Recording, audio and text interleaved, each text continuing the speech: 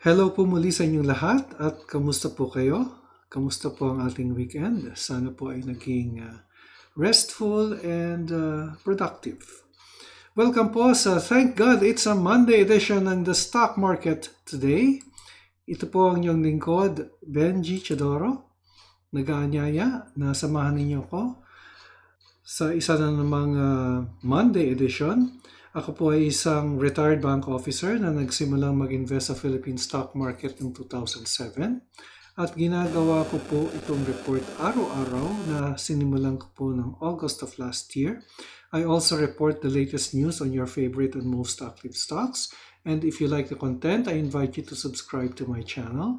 If you have stocks in mind that you want reviewed, please comment on the comment box and I will prioritize. May balita po tayo sa GMA7 at ang resulta ng trading sa ating PSE ngayong araw, July 19, Monday, dito lamang sa The Stock Market Today.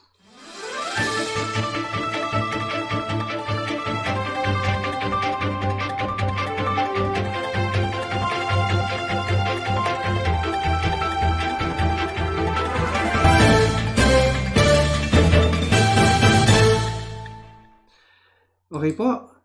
From the Manila Standard, GMA bidding to become conglomerate.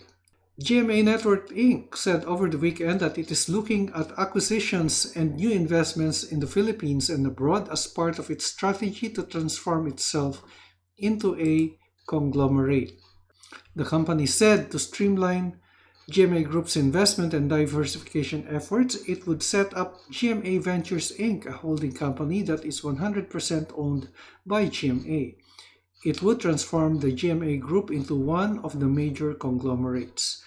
We now set our sights on making GMA one of the major conglomerates in the Philippines. We are taking this significant step to future-proof the network, champion innovative industries and business models, and be at the forefront of technology advancement and growth of the digital economy, said GVI President and Chief Operating Officer Reggie Bautista. He said to tap new markets and venture streams, GVI would lead GMA Group in identifying, investing in, and/or building strong, sustainable businesses. As a champion for innovative business models, GVI will focus on sunrise industries such as tech startups with substantial growth horizons and industries that continues to expand. Okay, so yan po ang news for the day natin on GMA7. And before we continue, let me greet our new subscribers, si Lunin Tongson, and nandito rin si 75 Plots. And there is a comment from, okay, salamat po, no? TGBT, sabi niya, nice one, Sir Benji, referring to last Friday's episode.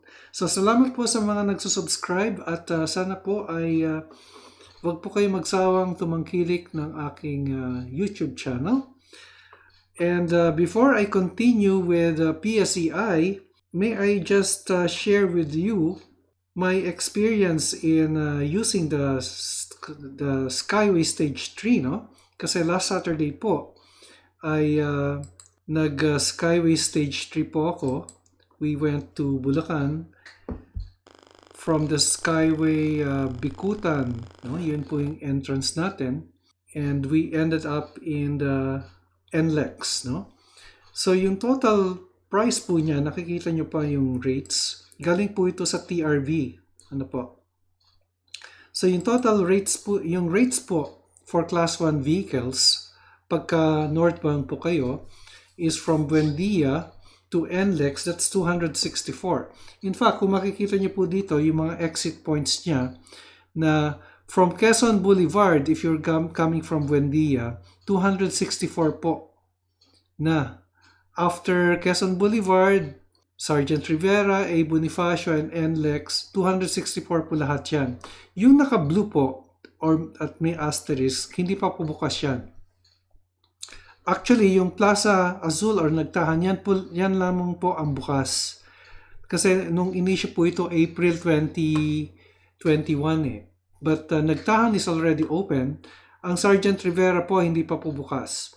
So kung gusto nyong masulit yung inyong biyahe ay end-to-end po.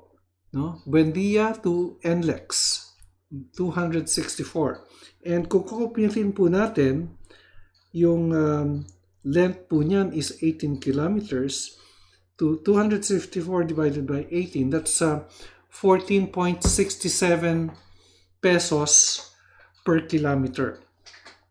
Ngayon po, yung ating toll rates from Bicutan up to Buendia, 9 kilometers po yon. 74 pesos po yung toll rate doon. So 74 pesos divided by 9 kilometers, that's 8.22. So yung 2.67, 14.67 divided by 8.22, that's about a 78% increase, ano? Yung difference niya between the rate per kilometer of the existing Skyway against the Skyway Stage 3. Ngayon po, yung southbound naman po, ay ito po yung toll rates, ano? So kung gusto niyo sulitin yung southbound, for instance, and end-to-end din po, from NLEX to Buendia, 264. But if you are in between, ano, sulit po yung from NLEX to E. Rodriguez, 129. Kasi flat rate po lahat eh. Flat rate po siya. So, NLEX to A. Bonifacio, NLEX to Quezon Ave, NLEX to E. Rodriguez, 129 po lahat yan. Pare-pareho po. Pero pagka lumagpas po kayo ng E. Rodriguez, you're going south, ano? Plaza Azul, Nagtahan, 264. Plaza Dilao, 264. Buendia, 264. Mas sulit po yung end-to-end. Actually po, yung Nagtahan, Plaza Dilao, and Buendia, magkakalapit na lang po yan eh. Magkakalapit na lang po yan. Okay po. Yan po ang aking may share po sa inyo ngayon.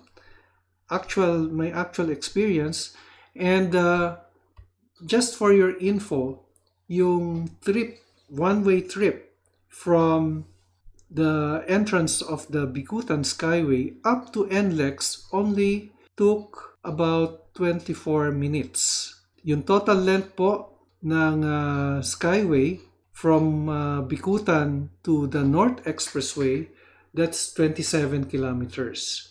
So it's 9 kilometers from Bicutan to Buendia and 18 kilometers from Buendia to NLEX, total of 27, which took me about 24 minutes to negotiate.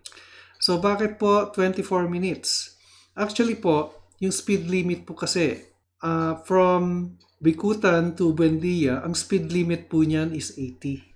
Hindi ka pwedeng lumagpas ng 80. Although may mga sasakyan lumalagpas ng 80, pero law abiding po tayo, hindi po tayo lumalagpas ng 80. Lumalagpas po ng konti siguro. Pero hindi po sagad-sagad, no? Hindi po 100, 120, hindi po yun. Pero pagdating mo ng Skyway from Quirino up to the North Expressway, ang speed limit po doon is 60. Hindi ka pwedeng lumagpas ng 60. Bakit po? Ang tingin ko po dyan, the reason for that is that winding po, hindi po diretso yung Skyway Stage 3 eh. Kasi umiikot po yan, winding po yung road. Kaya hindi ka pwedeng magpabilis. Unlike yung existing Skyway from Bicutan up to Buendia, almost straight po siya. So, dire-diretso po siyang straight. Kaya pwede kang mag-increase ng speed to 80. And I think that is the reason kung bakit mas mataas yung speed limit sa existing Skyway as against sa Skyway Stage 3. Okay po. Maraming po salamat at tingnan po natin ngayon ang nangyari sa Philippine Stock Exchange Index. Okay. The PSEI lost 106.63 points or 1.59% down. Wow, this is the largest since I would say 2 or 3 days ago kasi noong June July 15, it lost 1.57. Noong July 13, it lost 1.72. And the largest drop was here, January 29, losing 3.49%. So what happened to the PSEI today? Actually, merong bit of information dito si BDO Nomura. Meron po siyang market analysis. And sa kanyang analysis, ang sabi niya, ito po yung kanyang weekend review. Now, let me share that screen with you. Okay po, yan po. Ang weekly wrap ni BDO Nomura, it's dated July 19, ano? The Philippine Composite Index is down because of renewed risk aversion. So it's down because of the downgrading of its outlook of the Philippines to negative, and the spread of the more contagious COVID-19 Delta variant. And the Okta Research Group is urging the government to curb the spread of the Delta variant by stricter community quarantine measures on where the variant has been detected. And the government also plans to widen its travel ban policy to include other ASEAN countries. So those were the things that happened, and that is why the composite index is down. So in the stocks to watch, there are some interesting stocks here. Sabi ko nga before, ang target price po ni BDO po dito sa ICT was 160, but they raised the target price to 191. So that's very interesting. Meron pa palang upside to, no? So with the stock price last Friday, let's check International Container Terminal, 163.90 last Friday with a 191 target price. That's a 16.5% potential upside. So that's our bit of news. Babalikan po natin ang ating composite index, ano? Kung market summary po ang pag-uusapan natin, 159 companies declined, 43 advanced, while 48 remained unchanged. The all-share index also declined by 1.29%, while all the sectoral indices are down, led by properties at 3%. So on the market status, we'll be reviewing the following stocks. So let's review the top 10 most active stocks. That's ACEN, MONDE, SM, SMPH, BDO, MBT, Ayala Corporation, GFC, Ali, and RLC. So let's start with ACEN. So sa ACEN naman is the only bright spot, gaining 2 centavos. Pero there is a long week here. It went as low as 782. So kung titingnan natin ang ating indicators, it had breached the 50-day exponential moving average, but it moved up with the 50-day acting as support. Pero it's still below the 20-day short-term average natin. So once na mag-cross po ito, yung tatlong ito sa candlestick, nagiging bearish na po siya. In the short term, it is already bearish. So after ACEN, let's have MONDE. Si MONDE naman, let me put that back sandali. Yan. Okay, si MONDE, sorry po about that. So balik po natin sa ACEN. Yan, si ACEN po, yan po yung candlestick niya pero meron po siyang volume, no? In the short term, it is bearish, ending at 821, but there is volume. Malakas na indicator po kasi ang volume para sa akin po. In the coming days, baka mag-bounce po yan because of this volume indicator. Okay po. So after ACEN, let's take a look at MONDE. Okay, MONDE had a red candlestick, pero on the short term, ito lang po yung lumalabas dahil limited lang po yung ating data, yung 20-day short-term average with support. Actually, this is support. Nandito po yung support niya at it appears that it bounced on support, and there is a long wick here which went as low as 1442, pero nag-bounce po siya dito sa level na ito or within this area. Yan po si MONDE with resistance at 17 pesos.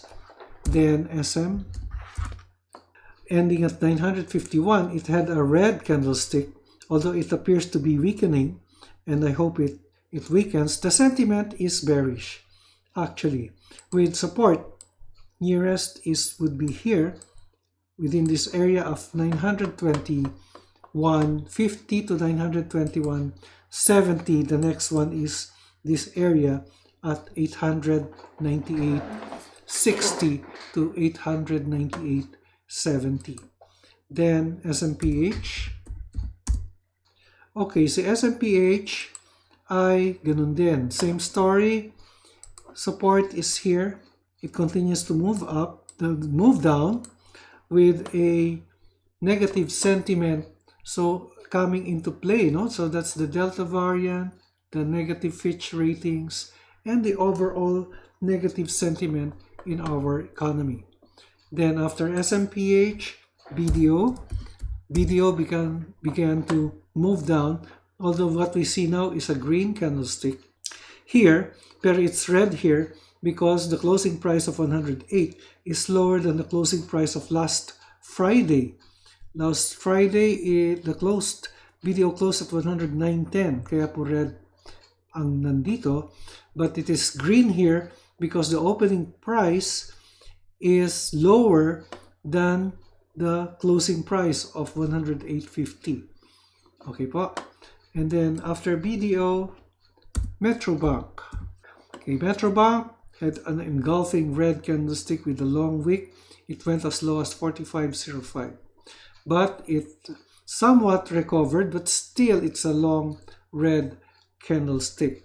In the meantime, the support of Metrobank, nandito po siya sa level na ito at 45.50 or within that level. And then Ayala Corporation.